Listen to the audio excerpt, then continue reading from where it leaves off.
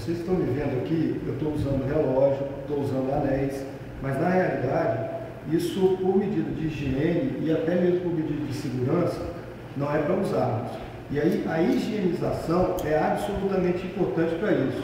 Claro que toda vez que nós vamos trabalhar com alimentos, até mesmo por reconhecermos a importância das pessoas que vão consumir esse alimento, nós devemos estar bem higienizados. Então, o cabelo preso para as mulheres e com touca, os homens também podem usar uma bandana, que eles são mais moderninhos, podem usar um chapéu, mas é importante que tenha isso porque, até pelo aspecto geral, você valoriza o seu produto e valoriza também aquelas pessoas que estão à sua volta. Na realidade, a aliança eu não tenho coragem de tirar ainda não, então eu lavo ela bem direitinho e deixo ela aqui mesmo.